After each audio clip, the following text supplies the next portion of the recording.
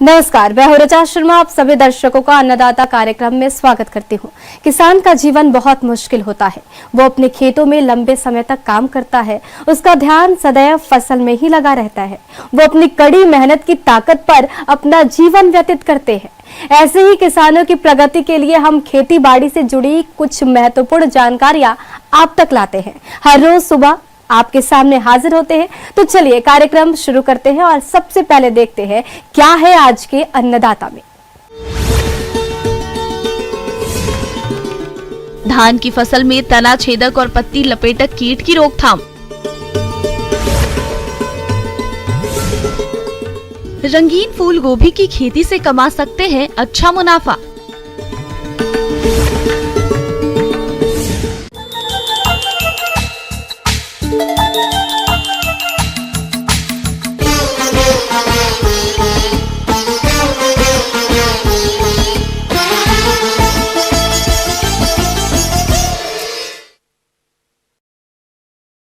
प्रदेश में इस समय धान की फसल बढ़वार की अलग अलग अवस्थाओं में है, लेकिन वातावरण में हो रहे बदलाव के कारण फसल पर तना छेदक कीट और पत्ती लपेटक कीट का प्रकोप इन दिनों अधिक देखने में आ रहा है।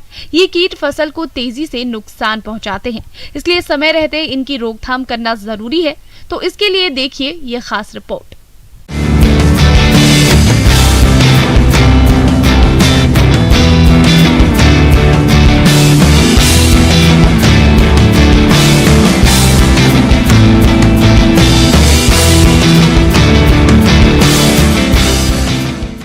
खरीफ की धान जैसी मुख्य फसल में किसानों की मेहनत पर पानी फेरने के लिए कई तरह के कीट पतंगे घात लगाए बैठे रहते हैं। ऐसे में किसान भाइयों के लिए ये चुनौती भरा कार्य हो जाता है कि वो किस तरह अपनी धान की फसल की देखभाल करें। कीटों के प्रकोप से निजात पाने के लिए जरूरी है कि कीटों की ठीक प्रकार से पहचान हो, उसके रोकथाम के बारे में पूरी जानकारी होनी चाहिए। अक्सर धान की फसल में बरसात के दिनों में तमाम कीटों का प्रकोप होता है, जिनमें से पहला प्रमुख कीट है तना छेदक कीट, जिसे किसान धड़ भेदक कीट के नाम से भी जानते हैं। तना छेदक कीट की सूंडियां काफी हानिकारक होती हैं। यह हल्के पीले शरीर वाली तथा नारंगी पीले सिर की होती हैं।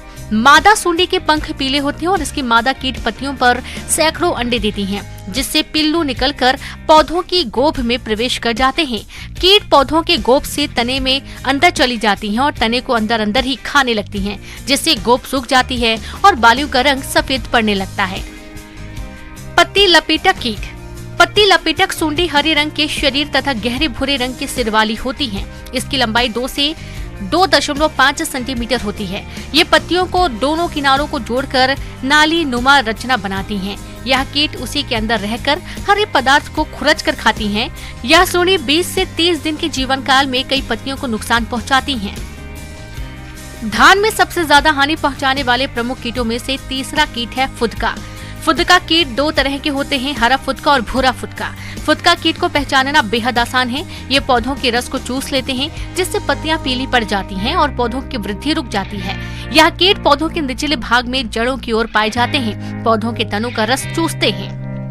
इन कीटों के समेकित नियंत्रण के लिए सबसे पहले साफ, उपयुक्त और कीट प्रतिरोधी किस्मों का चयन करें और बोने से पहले बीजों को कीटनाशक दवाओं से उपचारित करें। इसके बाद ही बुवाई करें। गर्मियों में खेत की गहरी जुताई करें। इससे मिट्टी में मौजूद कीड़ों, बीमारी और खरपतवारों को आसानी से नष्ट कर सकते हैं। खाद तथा अन्य तत्वों की मात्रा का प्रयोग मिट्टी परीक्षण के आधार पर करें। खेतों से फसल अवशेषों को हटाना तथा मेढ़ों को साफ रखें। साथ ही सही फसल चक्र अपनाएं, यानी एक ही फसल को उसी खेत में बार बार नहीं लें। इससे कई कीड़ों तथा बीमारियों का प्रकोप कम हो जाता है। यांत्रिक नियंत्रण की बात करें तो कीड़ों के अंड समूहों, सूड़ियों, प्यूपों तथा वयस्कों को इकट्ठा करके नष्ट कर दें। कीट ग्रस्त पौधों या उनके भागों को उखाड़कर जला दें। खेत में जगह जगह पर बांस खूंटियां लगाएं, जिससे पक्षी कीड़े खाकर नष्ट कर सके। मित्र कीड़ों का संरक्षण करें। खेत में 10 से 12 लाइट ट्रैप लगाएं। इससे रात के समय कीट प्रकाश की ओर आकर्षित होकर फंदे में फंसकर मर जाएंगे। कीटों की निगरानी व उनको आकर्षित करने के लिए फेरामोन ट्रैप का प्रयोग खेत में करें। इससे खेत में कीटों की संख्या का भी पता लगाया जा सकता है। कीट प्रकोप की प्रारंभिक अवस्था में कीटों की रोकथाम के लिए नीम से बने कीटनाशी दवाओं का छिड़काव करें। अगर कीटों की संख्या अधिक हो और जैवनाशी से नियंत्रण नहीं हो पा रहा हो, तब रासायनिक कीटनाशी दवाओं का प्रयोग करना चाहिए। अगर 5% प्रति वर्ग मीटर क्षेत्र में अधिक गोभ मृत होने पर रसायनों का प्रयोग करें। तना छेदक की रोकथाम के लिए कार्बोफुरान 3G 20 किलोग्राम प्रति हेक्टेयर की दर से भुरकाव करें या कार्टाप हाइड्रोक्लोराइड 4% 18 किलोग्राम प्रति हेक्टेयर की दर से घोल बनाकर छिड़काव करें। छिड़काव के समय खेत में 3 से 5 सेंटीमीटर स्थिर पानी रहना चाहिए। पत्ती लपेट कीट की रोकथाम के लिए मोनोक्रोटोफॉस दवा का 2 मिलीलीटर प्रति लीटर पानी के हिसाब से घोल बनाकर छिड़काव करें। जहां तक हरा फुदका कीट नियंत्रण की बात है तो इस कीट की रोकथाम के लिए इमिडाक्लोप्रिड दवा की 1 मिलीलीटर दवा प्रति लीटर पानी के हिसाब से मिलाकर छिड़काव करें। किसान भाइयों, अभी तक आपने खेती से जुड़ी हुई कुछ उपयोगी जानकारियां देखी। अब लेते एक छोटा सा ब्रेक, जल्द ही लौटेंगे और कार्यक्रम में आगे भी है खेती बाड़ी से जुड़ी कुछ महत्वपूर्ण जानकारियां, तो बने रहिए हमारे साथ।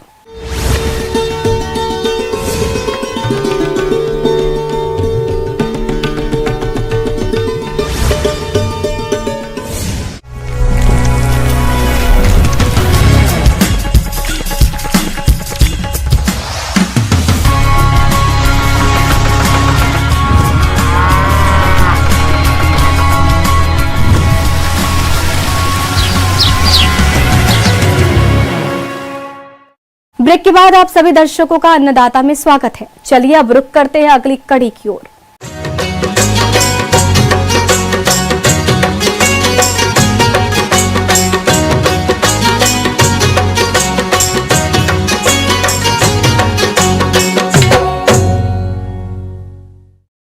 रंगीन फूल गोभी के बारे में आपने कम ही सुना होगा, लेकिन आजकल बाजार में ये अधिक दामों पर बिक रहा है। अगर आप भी अच्छी आमदनी कमाना चाहते हैं तो रंगीन फूल गोभी की खेती करें, पर इसकी खेती करने से पहले आपको इसकी पूरी जानकारी लेनी होगी, तभी आप इससे अधिक मुनाफा कमा सकेंगे।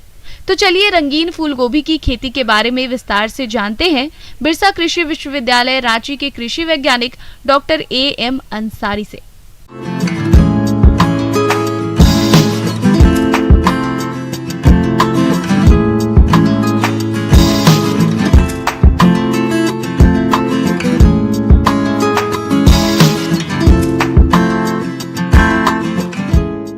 आज मैं आपसे चर्चा करने जा रहा हूं कि जो रंगीन फूलगोभी है उसकी खेती कैसे की जाती है, ये क्या होती है।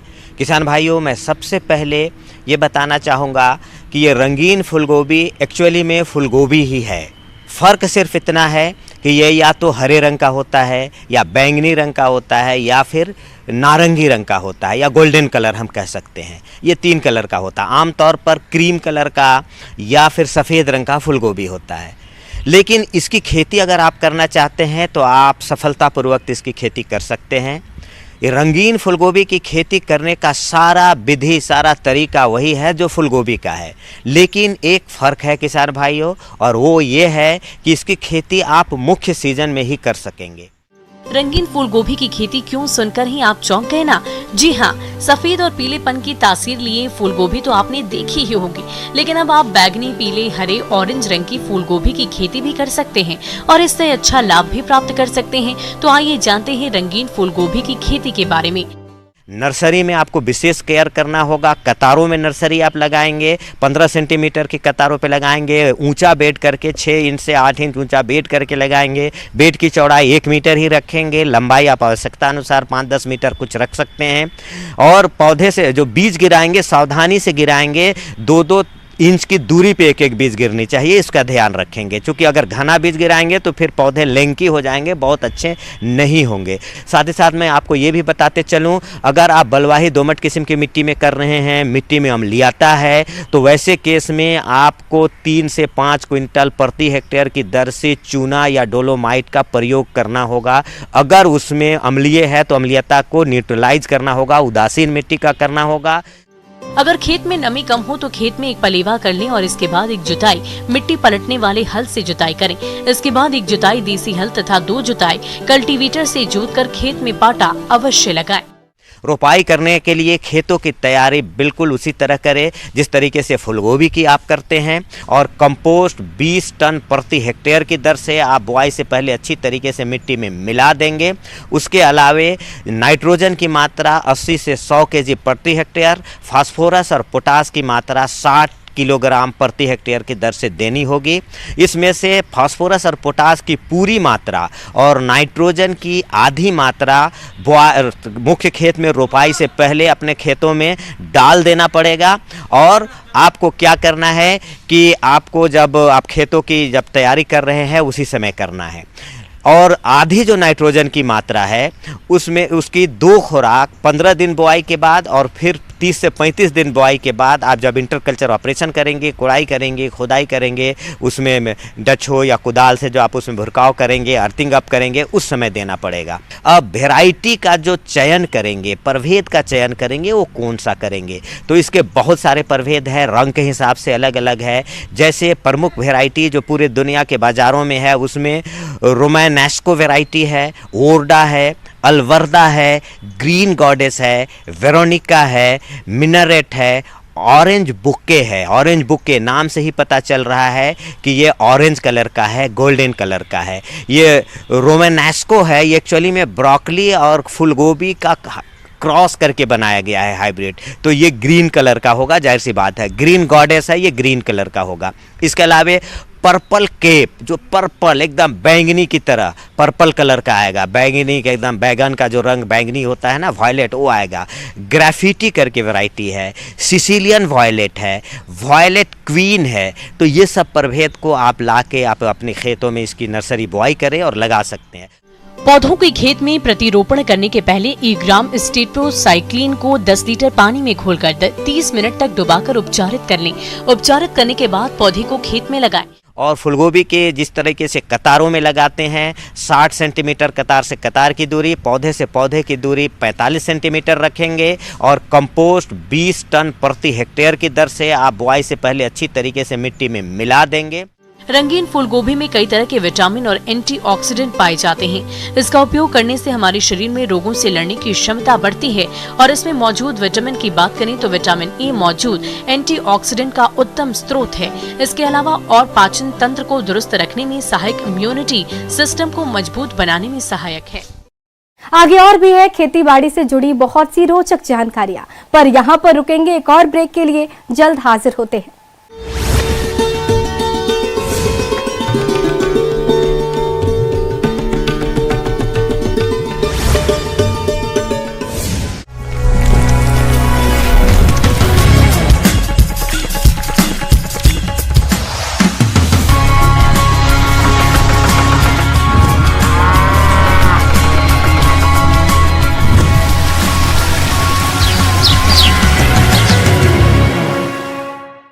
ब्रेक के बाद एक बार फिर से आप सभी दर्शकों का अन्नदाता कार्यक्रम में स्वागत है। बढ़ते हैं अगली प्रस्तुति की ओर।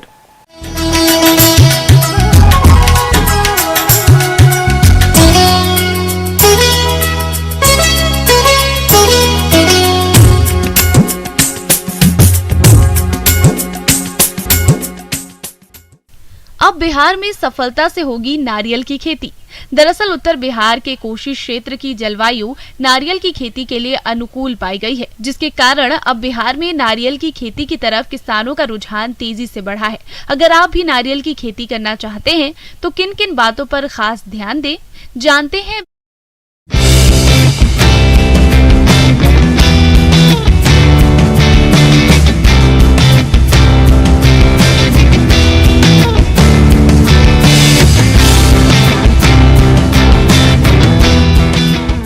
नारियल जो दूसरे फलों से बिल्कुल अलग होता है। इसके कच्चे फल हों या सूखे फल, दोनों का उपयोग धार्मिक कार्यों में बहुत अधिक होता है।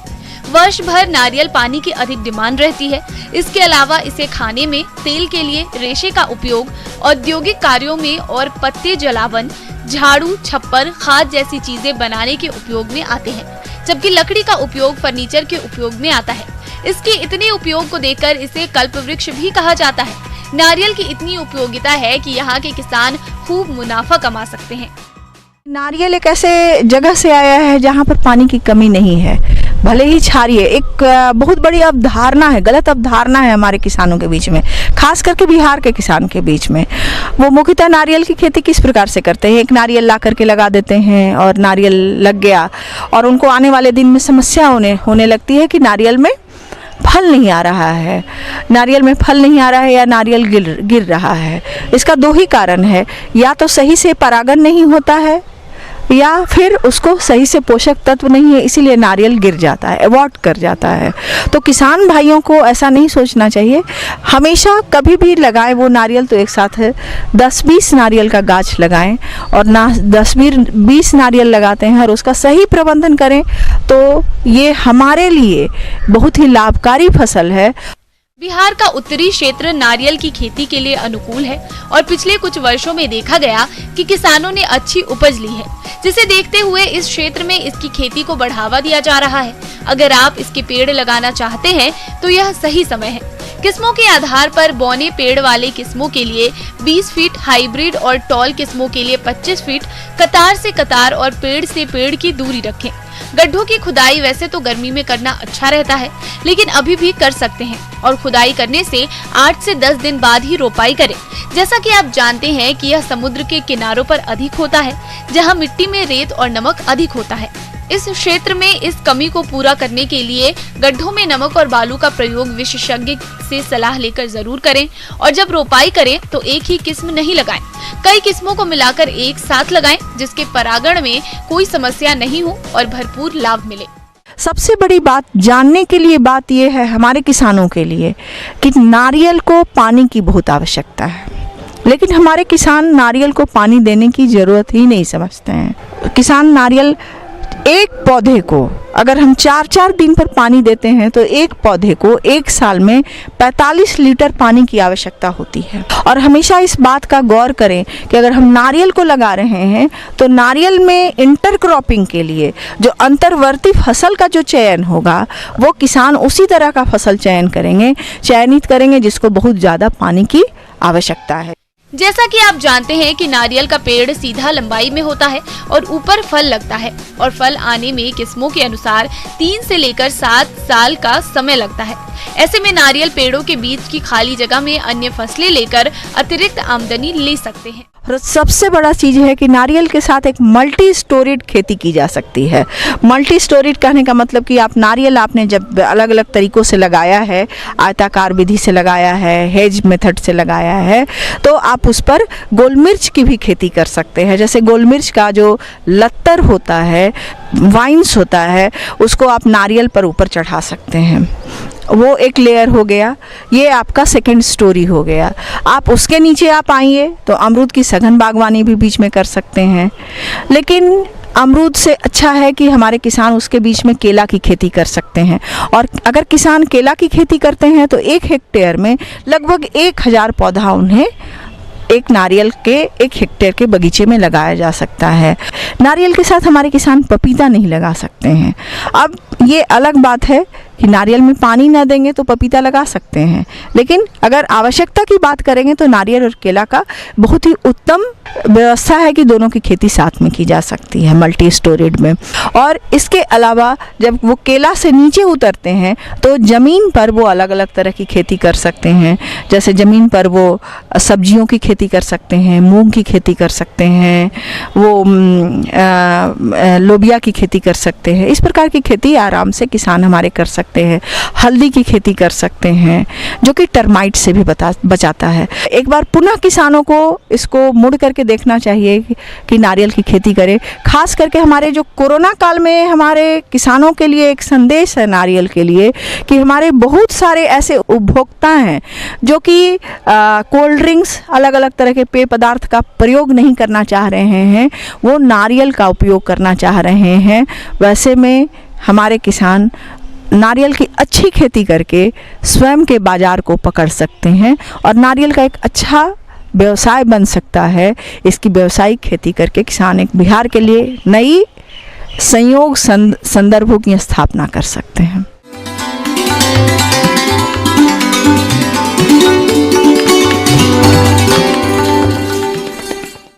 अन्नदाता हेल्पलाइन निःशुल्क फोन संपर्क सेवा के माध्यम से आपके द्वारा पूछे गए प्रश्नों में से एक या दो महत्वपूर्ण प्रश्न को हम अपने कार्यक्रम में शामिल करते हैं। इसी के तहत आज का चयनित प्रश्न और इसका जवाब इस प्रकार है।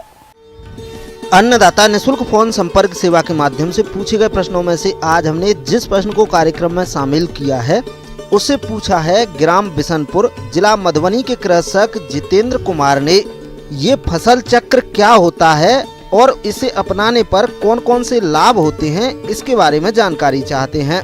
तो जितेंद्र कुमार जी, आपकी जानकारी के लिए प्रस्तुत है कार्यक्रम का ये अंश।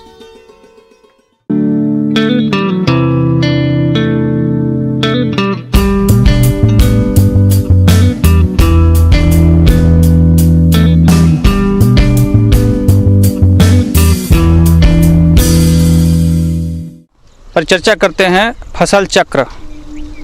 तो किसान भाइयों, फसल चक्र क्या है, पहले इसको समझने की कोशिश की जाए। एक ही ज़मीन पर एक ही वर्ष में फसलों को इस तरह से हेर फेर कर उगाना जिससे कि फसलों के उत्पादन में वृद्धि हो तथा कम से कम मृदा रिसोर्स का हानि हो, हम उसको फसल चक्र कह लेते हैं। यह देखा जाता है कि किसान अंधाधुंध फसलों का उत्पादन करते रहते हैं, ना तो मिट्टी के हेल्थ का ध्यान रखते हैं और ना ही जल का।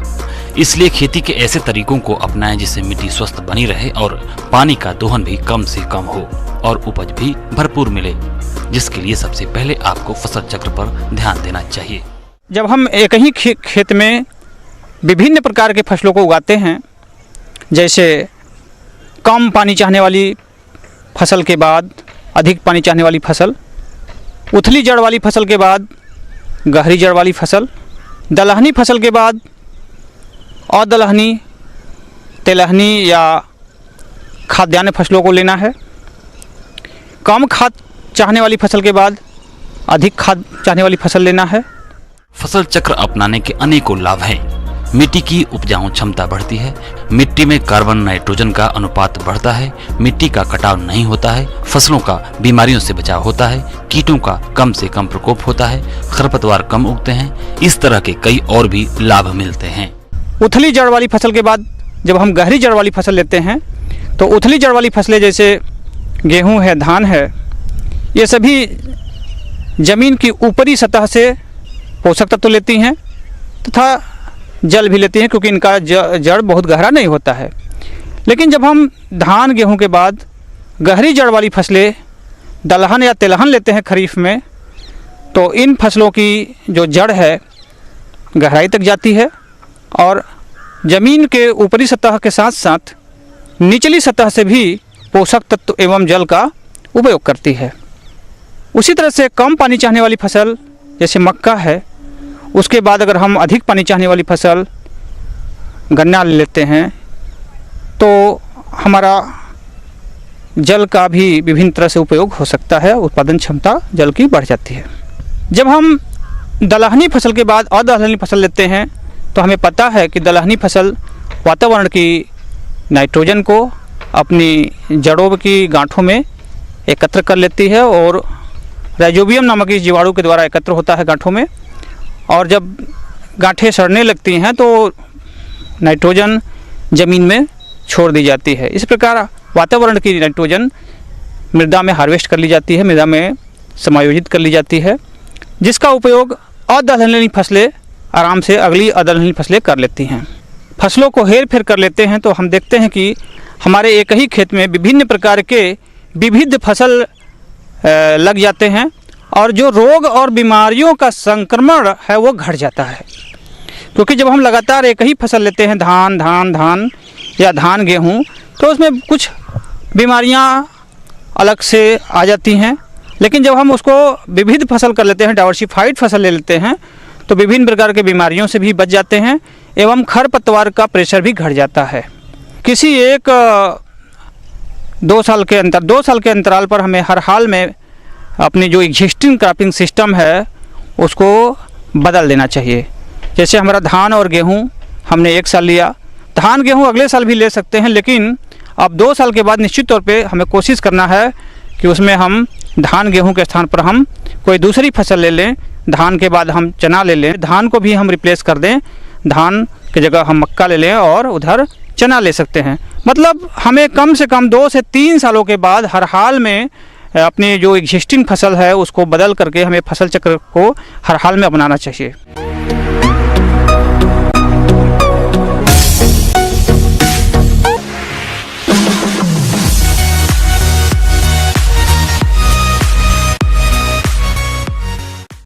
आइए अब एक नजर डालते हैं राज्य के कुछ चुनी हुई मंडियों के प्रमुख फसलों के बाजार भाव पर।